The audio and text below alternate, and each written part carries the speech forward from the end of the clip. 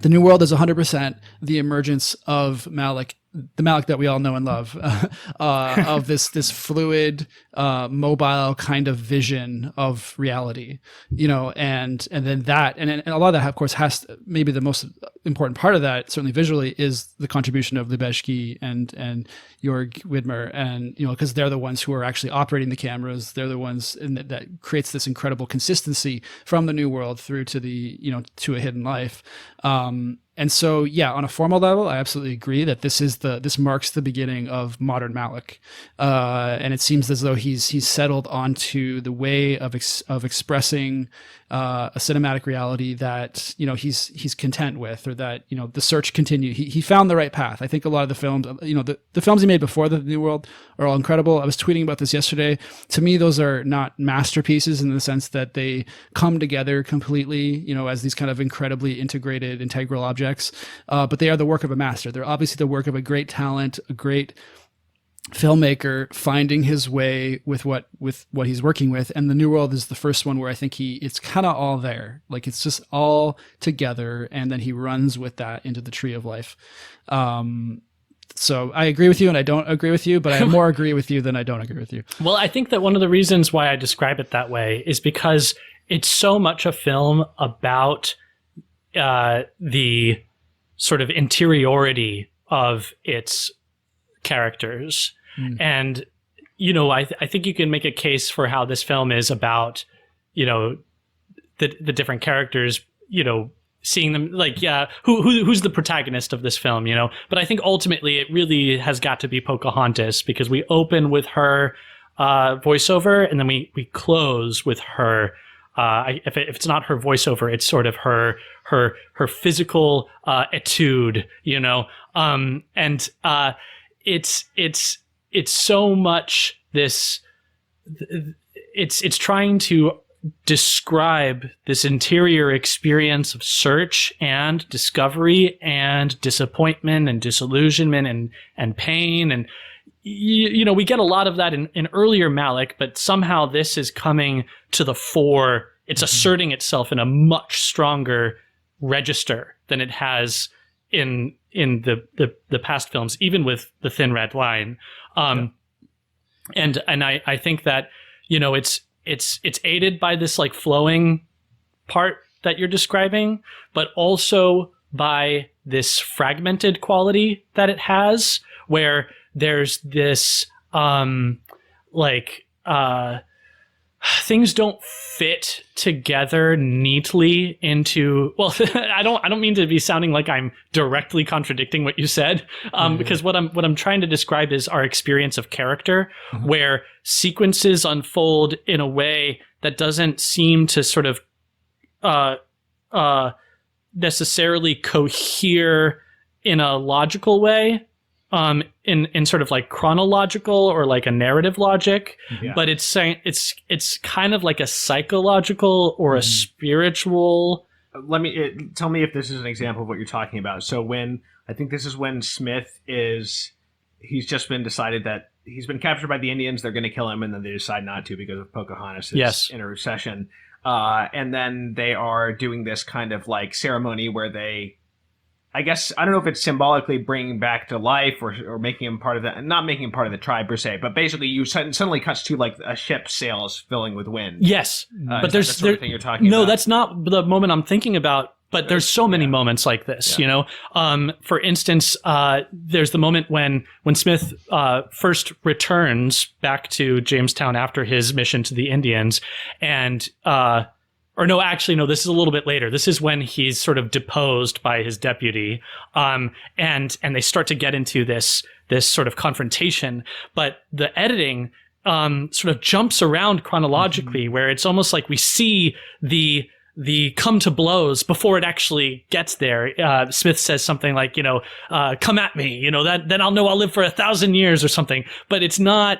But then when it cuts back, we're not there yet. It's still bubbling up. So there's all sorts of little experiences like this where... Right, sometimes you'll have a character talking, and then like it'll be hit two different sentences that he's saying interrupted with each other. Like in that exact moment, I think that happens. So it's this kind of collaging of elements, both visually and orally, with the voiceover and stuff. Sometimes elements that have nothing to do with the scene at hand, will flash suddenly to sort of an Indian witch doctor or something like that, and it's this vibe that's being captured, and it's a kind of alchemy, and that certainly relates to the editing and the way that the editing is handled, very singularly here. But it's a part of what I'm trying to trying to pinpoint in my comparison to Tree of Life or to his later works, is like how he's collaging these elements and even taking the story itself and using it as a vehicle to sort of document cinematically this human interior drama. Well, I think there's a very distinctive way in which the editing works, like even aside from juxtaposing images, like from one scene with another or something like that, there's like a way that it works as it can't really be separated from the camera movement per se, because it like works as a form of camera movement in a way. I mean, of course, this is always the case in editing, right? Within a scene where you're changing angles and stuff like that. But what I mean is there are like these little micro jumps that happen where, like, say a character is saying dialogue and he's agitated, and so instead of like waiting for him to say the next line, it'll just like jump cut, like as soon as he finishes this phrase, he'll start the next phrase. It's like this. So I think that I believe that happens when Wingfield or something like that is saying why he thinks that Smith shouldn't be chosen to lead the expedition up the river, for instance. So there's these what are called like jump cuts the you'll cut. It's the same scene. It's even the same angle essentially, but like you're suddenly just a slight shift in perspective or a slight shift in time, right? That happens, and that happens a lot in the Tree of Life as well. So I think that is something that I'm not saying there wasn't any of that in Thin Red Line, but I think that this comes in a more distinctive way when the collaboration with Chivo happens. I know that he didn't edit the film, but there seems to be something of a piece with this whole visual style. I don't know if you have any thoughts on that. Yeah, no, it's absolutely, you're absolutely right. And I think the thing that it represents is, like, I was referring to the New World as like modern Malick. And yeah, like what we're talking about with, classical filmmaking, right? A classical sense of space, a classical sense of time, continuity. Really what we're getting at is like Malick is disrupting continuity. In the Criterion set, there's an essay by Tom Gunning, film historian, which gets into this. It's worth reading if you have access to it. But basically, classical filmmaking is very concerned about space and the time, right? And it's like what's happening when, make sure that we're fully oriented, we know exactly what's happening where. And then, of course, when you get into the more modern kind of film movements, like you mentioned the jump cut, Thomas, like the French New Wave is an example of seeing this in action, where it's actually, it's fragmenting time. But Malick is doing something even further than that, I think, in the New World, where he's not just like a traditional jump cut is kind of like the same take often, but you're just you're just jumping ahead, but there's still a sense of continuity. There's moments in the New World where Malick jump cuts to an entirely different take, and it's an entirely different take because the framing, the angle is completely off, but the dialogue is the same, and it's sometimes costumes are different. Yeah, I noticed. Oh, really? Yeah, wow. yeah. And not many times, but there's like one or two times where I noticed the costume was different. This is a different time. Wow. Okay. Yeah. Yeah, it's interesting because what we have here is a contradiction in like the filmmaking approach, because Malick on the one hand is this like uber he's very careful about the detail of the setting and creating like a physical filmmaking production that is very faithful to the details and the historical details.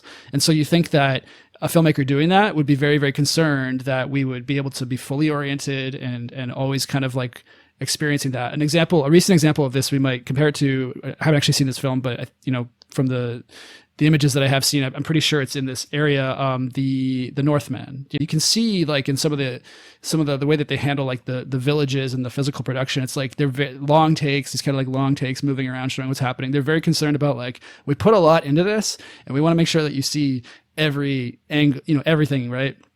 And I love that Malick is putting that level of detail into the physical production, but then he's not constrained by that, And so we have there's a very like traditional kind of classic sense there of get it right, and then he is a very modern, intuitive. Really, the word we're looking for is intuitive. And this is, probably why I love Malick so much. Is like he is a filmmaker who is embracing the intuitive. He's not going to be constrained by, sort of these other rules that come into play. He's always going to be chasing the intuitive sense of, okay, what's next? What do we do? So, if we have a going that is a totally different take, but it intercuts with this, what this character is saying, and it feels right, we're going to use it, and we'll trust that an audience can kind of, go with it. There's a profound faith in, like, I probably don't. I don't have the words to kind of like fully expound my feelings on this, but there's an incredible faith kind of in the moving image as this thing that can capture reality. But at the same time, there's this incredible awareness of its like, its limitations, I guess you could say. This awareness that what we're dealing with here, like we're dealing with a medium, we're dealing with a made thing, and that's okay. We're not trying to do the classic Hollywood, the traditional Hollywood spectacle thing. It's almost like they're trying to replace reality. Why do we love Star Wars? Lots of reasons, but one of the reasons we love it is because, or at least this is the way that Star Wars is often sold to audiences, is it lets you escape. It lets you enter this other world, And so I think Malick is disrupting those kinds of models of like sharing, of giving a film to an audience where, we're rooted. We want to stay rooted. Like we want to be in this world that he's creating, but also not kind of lose touch with our own, I think he's fully dialed into that, and all of the things that he's doing in this film and in his later films is really expressing that, it's disrupting that, that there's something, I wonder to what extent he's familiar with Brecht, because Brecht and like Brechtian theater, models are sort of, characterized by this concept of alienation, where the actors try to, alienate the audience by basically doing something to kind of disrupt, this is my understanding of Brecht, disrupt the illusion, disrupt the fantasy, disrupt the extent to which you are passively receiving what you're experiencing, and to sort of create a space to have the audience awakened to their intellectual engagement with the play. And in a way, I see Malick doing that here. In these moments of disrupting continuity or doing something unexpected, sometimes the effect is to actually kind of highlight the cinematic quality of it, the fact that I'm watching a movie, but it engages my intellect in a way that maybe just getting caught up in the story and in the images and the seamless editing, the invisible editing, a way that can't achieve necessarily. Right. Like there's I think that's a great comparison point. Maybe the thing that Malick, I think, does that Brecht's or the Brechtian theory doesn't address. Like Malick is ultimately about the heart. Like he really is. He's not just trying to get you to intellectually engage. I think the films would come off a lot more dry and stale. He seems really concerned with, at least in my view, and others can differ, but I really think he's trying to engage the heart in a way that, of course, involves the use of the mind. Like he's kind of hitting all the points of like the soul, really. But I'm. Again, I haven't studied Brecht in a long time, so I could be wrong with this. But my sense of Brecht is that it's a much more intellectually and then obviously politically. Yes. It's in the realm of ideas. It's about ideas, and coming back to the. But this is contemplative. This is contemplative in a way that the ideas are used to try to get to the heart, and I'm trying to. Sort of identify here what might be a key difference between a Malickian and a Brechtian mode. And I don't know, would you think it would be that in Malick's kind of disrupting expectations or continuity or subverting things, he's never fully pulling the rug out from under you and never fully like dispelling the I don't know. What do you think might be a key difference there? What I would say that Malick is fulfilling what Brecht intended in that, but Brecht could not actually fulfill, because from my understanding, he wasn't a man of faith. Like he wasn't a Wow. Christian, and he, you know, his I don't know what his metaphysics were or whatever, but anyway, we know it was a very like, the thing about, like, from what I said, the Brechtian shock is to pull you out of the addled state that, you know, capitalist society has put you into, right. basically, so that you can start to see the reality behind it that's been hidden from you by, you know, by that. I think Malick is taking that same impulse and you know, even addressing maybe the aspects of truth that Brecht was trying to, you know, work with. But Malick is, he's grounded, I think, in a Christian sense of reality, and so he, you know, it comes back down to the goodness, like the sacramental quality of the world. That's how I read it. I love that the last shot of this film is just the trees and like the silence, the wind, the birds. You know. And it's there's so much faith there.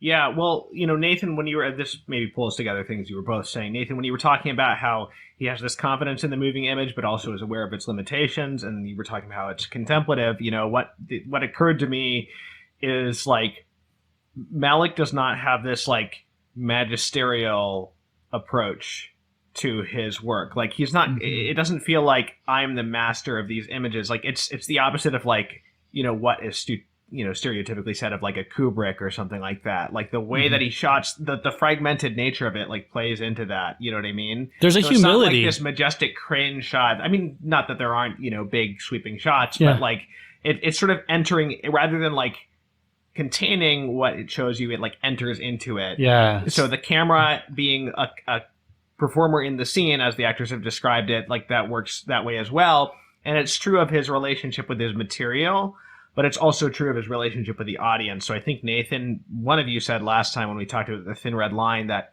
he leaves a lot of freedom of interpretation for the audience. And I think that, I think that he's neither dominating the material nor is he dominating the audience. And there may be a kind of mastery or a kind of craftsmanship that is there. Obviously there is, but it feels like he is standing within it rather than like standing above it all, you know? And so I think that's like a key part of his style that emerges more and more over time. And I haven't even seen the trilogy after the Tree of Life, but I'm assuming that it's much like that, you know, in this respect. Yeah. So I think, and one reason I wanted to say this is, first of all, that's part of how contemplation is for a creature, right? But also, I think we've just spent the past hour talking about the visual style and the form for the most part. And I think this is why it's important to talk about this on a Catholic podcast, is because like the style and the technical approach that you take informs the vision of reality that you have. And that's not to say that a traditional narrative Hollywood style of editing and shooting cannot have a Catholic vision of reality or something like that. But you know, people might, you know, typically in Catholic commentary on books or films, the focus is almost entirely on the plot and on the themes. But I think Malick is a particularly clear example where you simply couldn't get where he's going without his approach to style. You know what I mean? Like style and substance are very closely connected and really kind of inseparable. And you probably don't get his approach to style without the kind of humility and the disposition that a Christian filmmaker can potentially bring to a work. Yeah, and so I mean, I just wanted to put a point on that as like, this is why it's not just interesting to talk about his style, like, as this separate object of like aesthetic appreciation, which might be the case with some movies and it would still perhaps be worth talking about. But I think that like this is case in point for this is why Catholics need to think about these things. This is why Catholic artists can't just like blindly or like automatically follow. You can follow prevailing forms if you want to, but you can't just follow them like as a matter of course and without thinking about whether it's appropriate to your subject material and what it's conveying about reality. Because like, again, what you end up doing, you may end up like suffocating the truth that you have to offer with like a wineskin right that is like not right. appropriate.